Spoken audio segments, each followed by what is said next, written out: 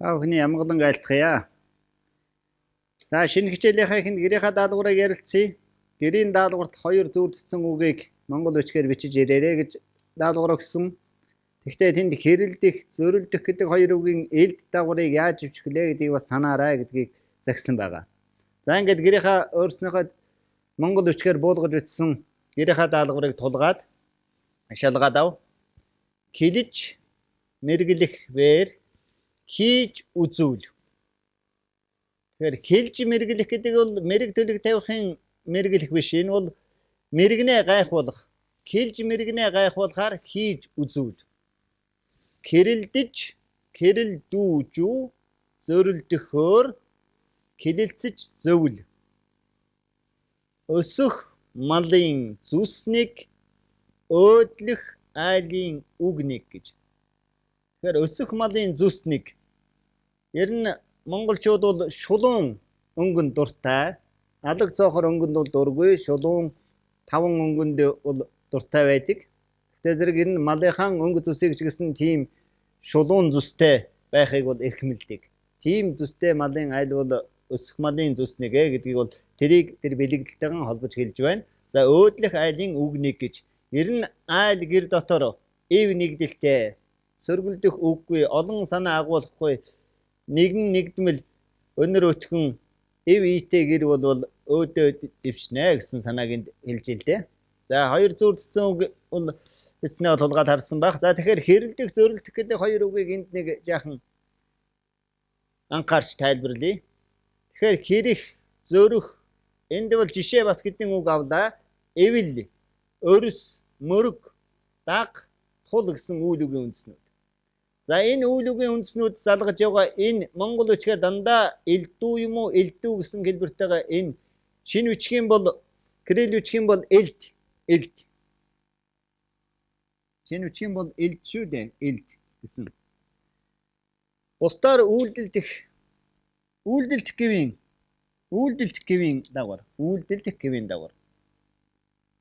гэвийн дагавар. За энэ үйлдэлдэх гэвийн кирилл бичгийн элдийг бол монгол бичигт ямагт элдүү юм уу, элдүү гэсэн хэлбэртэй бичтэй гэдгийг бол сайн санаж авах хэрэгтэй байгаа юм. Тэгэл эн чинь бол ямар ч үйл үгнээс үйлдэлдэх гэвийн энэ дагаврыг залгах юм бол бид кирилл бичгэн санаад магадгүй энэ дэг энэ ард нь бичдэг ч юм уу, а бичдэг ч юм уу, шүд хийгээд байх юм бол буруу болчихно. Тэгэхээр тэрийг санаад бичих хэрэгтэй. Жишээлбэл кирэлдэх, зөрөлдөх, эвлэлдэх гэхээр эвлэлдэх үү. За өрсөлдөх, мөргөлдөх, дагалдах, тулалдах гэх мэт шингээр бичнэ. За харин энд нэг зүйлийг анхаарах хэрэгтэй. Энэ өрс, тул гэдэг хоёр гийгүүлчээр төгссөн үйл үгийн үндэс байна. Өрс, тул гэдэг хоёр гийгүүлэгчээр төгссөн үйл үгийн үндэс байна. Тэгэхээр гийгүүлчээр төгссөн үйл үгийн үндэсэнд энэ элдүү дагаврыг залгавал завсар нь холбох гэгшгийн дүрмээсээр гидэж иргэлнэ. Яагаад гэвэл энэ бол давхар гийгүүлэгчээр эхэлсэн дагавар учраас өмнө нь гидэж иргэлэхгүй бол энэ ил хойно өмнөө ихшиггүй болоход хүрнэ. Тийм учраас энд бол гидэж иргэлдэг.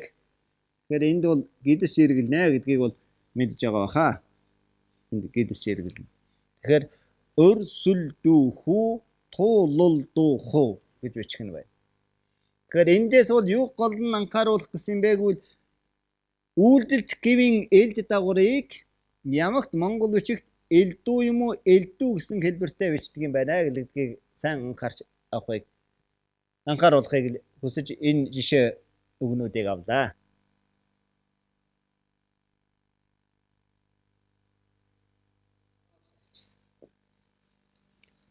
За гэрийнхаа даалгаврыг ярилцлаа. Шинэ хичээлээ оюун түлхүүрээ цааш нь өргөжлүүлэн уншия. Оюун түлхүүрээ эхлэн энэ жилийнхаа шинэ хичээлийг эхлэхэд оюун түлхүүрийг уншихад та бүхэнд анхааруулж хэлж байсан. Оюун түлхүүр гэдэг бол 13 дугаар зууны үеийн Чингисийн бэлэг сургаалаас ихэнх нь байдаг. Гэхдээ энэ бол олон зуун жил дамжихтай завсар нь бол олон зүйл бусад суушид гэх мэтийн сургаалуудаас бас үүнд завсар нь нэмэгдэж орсон зүйлс байдаг. Хожим шашин дэлгэрэх үед бол бас шашны утга агуулгатай сургаалын зүйлс бол нэлээд хэмжээгээр орсон байдаг гэдгийг хэлсэн. Тэгэхээр өнөөдрийн бидний унших хэсэгт бол бас тийм зүйл нэлээд гарах байхаа. Тэгэхээр бид бол оюун түлхүүрийн анхандаа та бүхэнд бас хэлж байсан уншихдаа ханаж хасахыг бол одоо сансангүй байгаа ихээр нь бүрэн хэмжээгээр нь уншиж танилцуулах нь бол зүйтэй гэж үзсэн юм аа. Шашин амьтны тусыг цаг тутам үйлдэж явбас хэв хизээд хэрэг болох буй. Дахиад нэг уншия. Шашин амьтны тусыг цаг тутам үйлдэж явбас хэв хизээд хэрэг болохгүй. Тэгэхээр шашин амьтны тус гэдэг бол шашны болоод амьтны тусыг шашны ясван тэр амьтны тусыг цаг ямагт үйлдэж бусдад буянт сэтгэлийг агуулж явбас хэв хизээд гэж хизээч гэсэн чиний хэрэг үйл үтэж өөр чинь тус буян хурнаа гэсэн ийм утгыг бол энд хэлжээ. Үхэл үгүй насны шидийг эс олгосны тул мөнгө бусыг санах хэрэгтэй. Үхэл үгүй насны шидийг эс олсны тул мөнгө бусыг санах хэрэгтэй. Тэгэхээр үхэлгүй насны шид гэдэг бол одоо мөнхийн шидийг эс олсны тул гэж. Хэн эс олсныг тул үхлээ зэрэг ерөөсөө амьд амьтан бол мөнгө гэж байдаггүй. Өөрөөр хэлэх юм бол энэ үлгэрийн далаа гэх мэтийн сургаалд уламжлалт сургаалд бол байдаг л дээ. Ер нь бол орчлонгийн жам ёс бол өндрийн эцэст нам дундаг, хурсны эцэст тардаг ёстой, төрсний эцэст бол өгдөг ёстой. Тэгэхээр орчлонд бол мөнгө юм гэж байхгүй. Тэгэхээр энэ мөнгө бусыг бол санах хэрэгтэй гэж. Тэгэхээр юуны ямар учраас энэ мөнгө бусыг санах хэрэгтэй вэ гэдгийг бол бас ийм сургаалын зохиолууд тайлбарласан байдаг л дээ. Тэгэхээр би бол нэгэнт өтлөх өөхөх гэдэг бол орчлонгийн жам хойно залуу бага наснаа завдаж эрдэнэ номыг сурч сайн үлсийг бүтээж буйныг аривдах нь чухлаа гэдгийг л сануулахын тулд энэ мөнгө бусын сургаалыг бол номлодог юм аа. Аюулт тамийн хаалгыг эс хаасны тул хилэнцээс зайлах хэрэгтэй. Аюулт тамийн хаалгыг эс хаасны тул хилэнцээс зайлах хэрэгтэй. Тэгэхээр аюулт там гэдгийг бол бид мэдэж байна. Ном сударт бол олонтой ам зохиол номд бол гардаг. За ер нь бол их болсон 6 зүйлийн хамаг амьтан гэж ярьдаг. Их болсон 6 зүйлийн хамаг амьтан гэж 6 төрлийн амьтан одоо шашны номлоор бол уламжлалтын ойлголтоор бол байх ёстой гэж үздэг. Дээр нь тэнгэр хүн хоёрын завсар бол асар нар гэж байх ёстой. Түүнээс цаана бол энэ бол 3 дээд төрлийн 3 төрөл байна. Үүний 3 муу заяаны амьтан гэж цаана байх ёстой. Энэ бол там, адгуус, бэрд энэ 3 төрлийг хэлдэг. За там бол 3 муу заяаны 1.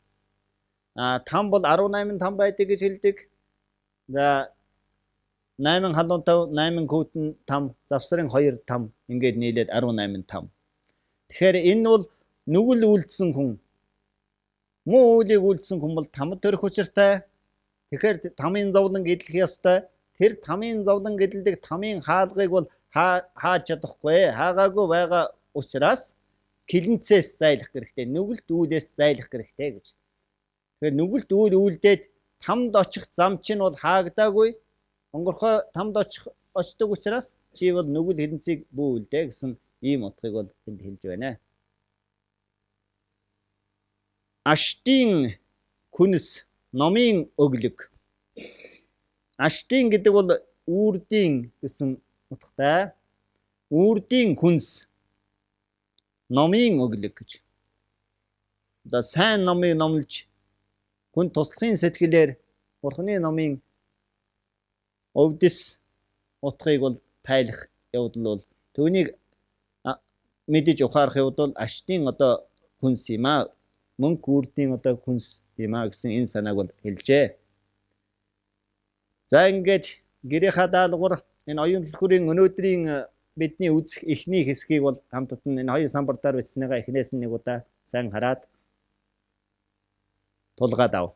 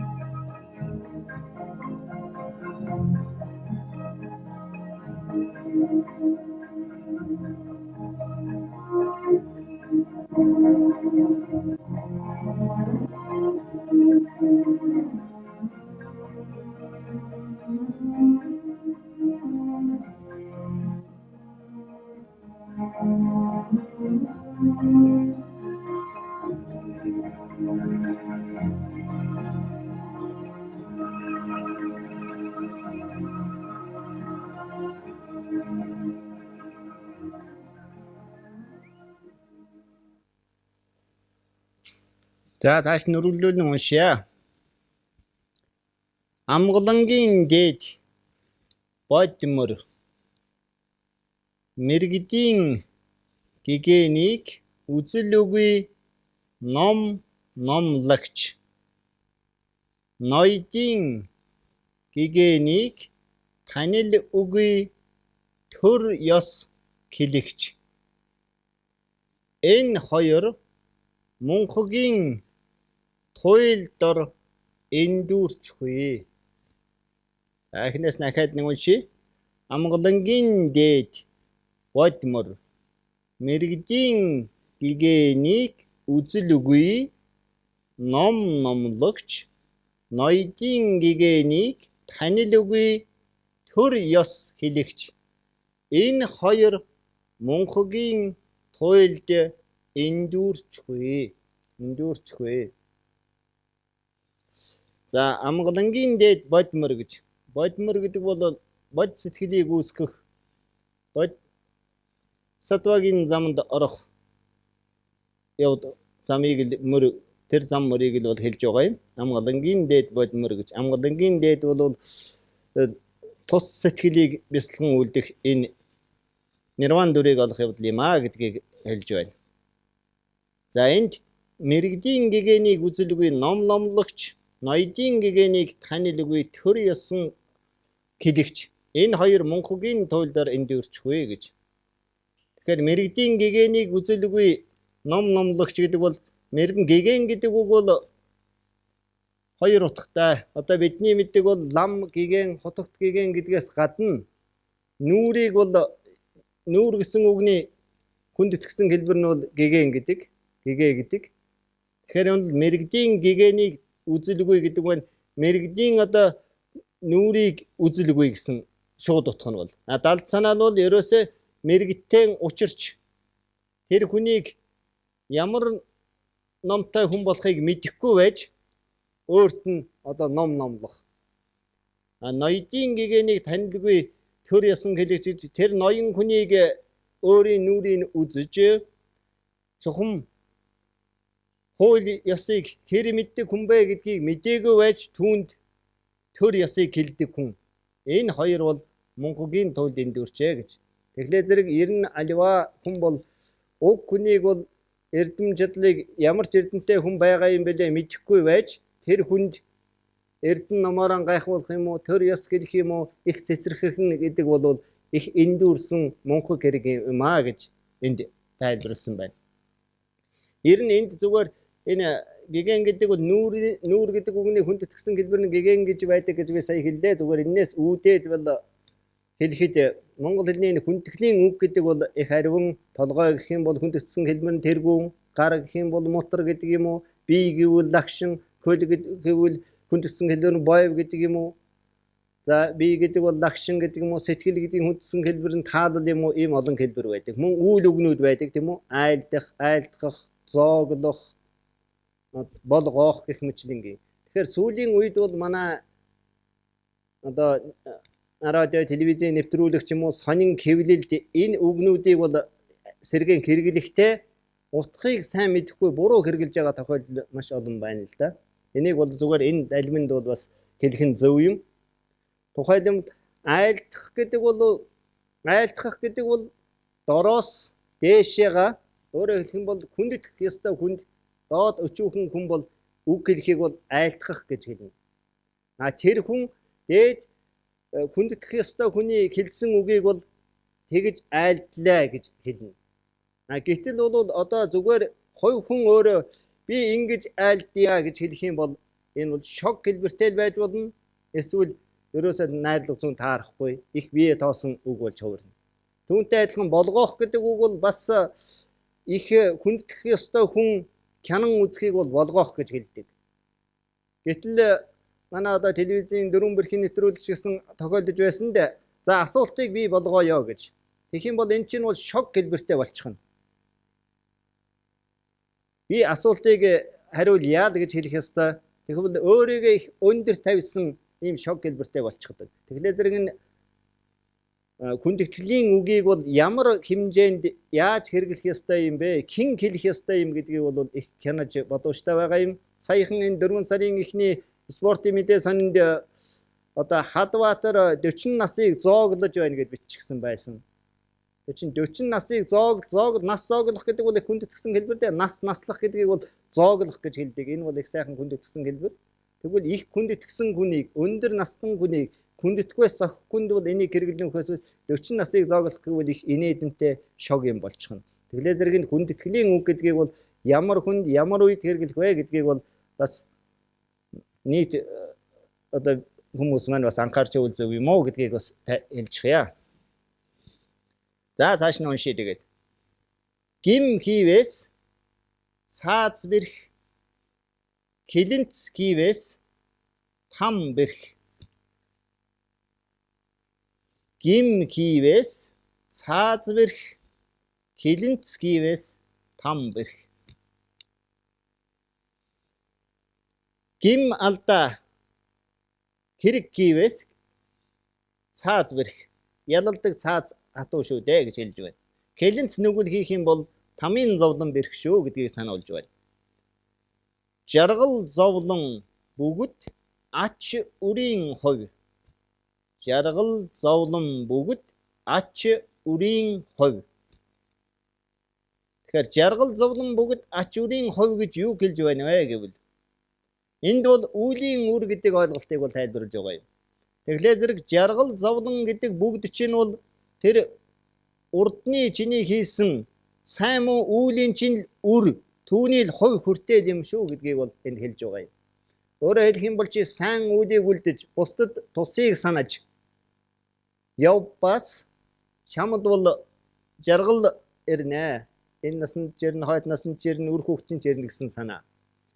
Тамтаггүй юм уу явдлыг үлдээд явах юм бол тэр зовлон гэдэг бол тэр үлийн үрийнхээ хувь зохиолоор чамд бол зовлон ирэх нь магадаа гэсэн энийг л хэлж байна энд. Аштын амар жаргалыг олё гэвээс онц буян хэрэгтэй. Аштын амар жаргалыг олё гэвээс онц буян хэрэгтэй. Тэгэхээр ашид гэдэг бол үрд гэсэн утгатай гэж би хэлсэн. Үрдийн амар жаргалыг л олё гэж чи хүсвэл буяныг аривдах хэрэгтэй гэж хэлж байна. Буянт үйлсийг үлдэж яваа гэсэн энэ л сургаалыг хэлж байна. За буян хэрэгтэй тул хичээн үлд гэж байна. Хичээн үлд. Онц буян хэрэгтэй тул хичээн үлд. Буяныг хичээн үлд гэдгийг хэлжээ. Эрдэмт за лам гэдгийг бол төвд ихийн баримталж энд ингэж болом гэж бичдэг гэж хэлсэн. Гэхдээ энд бол их шиггүй бэ байгаа шүү дээ.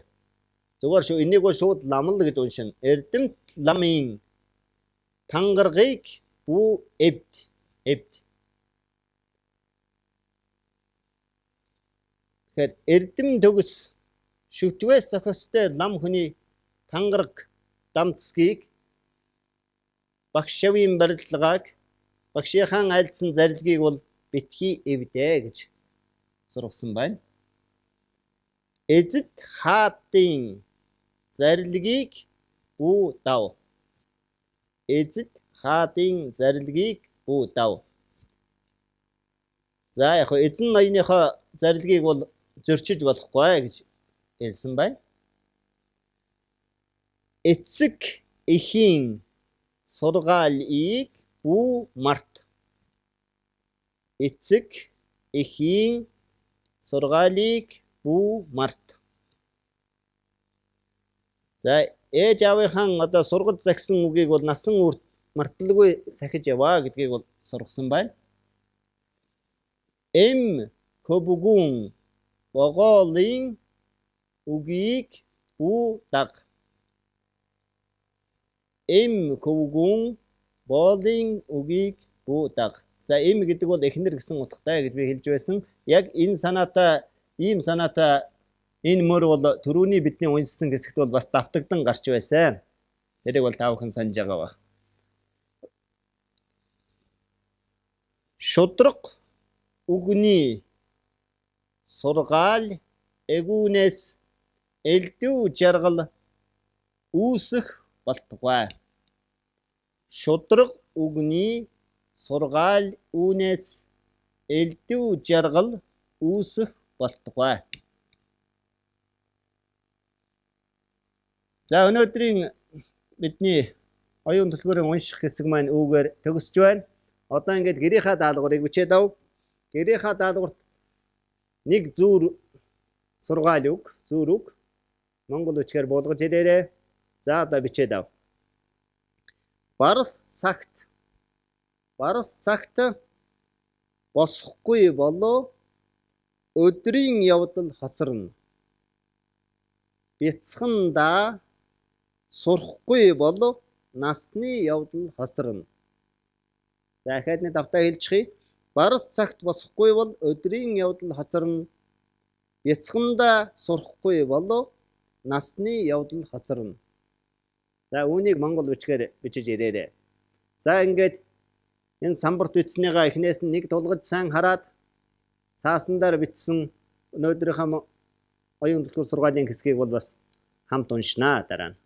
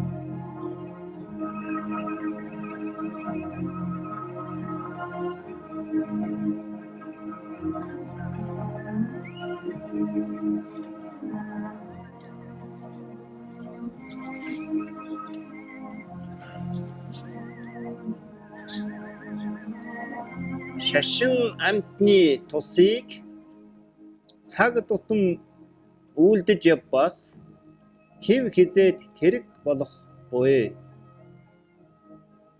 Үхэлүгийн насны шидийг эс олсны тул мөнгө усыг санах хэрэгтэй. Аюул тамийн хаалгыг эс хаасны тулуу хилэнцээс зайлах хэрэгтэй. Аштын хүнс номын өглөг амгалангийн дээд бодмөр. Мэргэдийн гэгэнийг үзэлгүй ном номлогч, ноёдын гэгэнийг танилгүй төр ёсон хэлэгч. Энэ хоёр мунхагийн туйлд эндүрчгүй. Гим хийвээс цааз бэрх, хилэнц хийвээс там бэрх. Жаргал зовлон бүгд ач үрийн хувь. Аштын амар жаргалыг олё гэвээс онц буян хэрэгтэй тул хичээн үлд. Эрдэмт ламын тангаргыг бүү эвд. Эзэж хаадын зарилгийг бүү дав. Эцэг эхийн сургаалыг бүү март.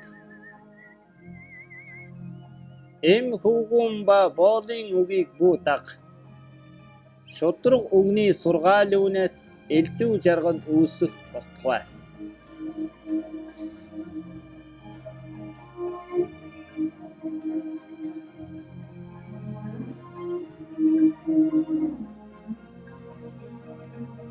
Өчүүхэн мэдсэн эрдмээрээ хөөрөлхвэс өөтөө мэргэн болж үл чадах.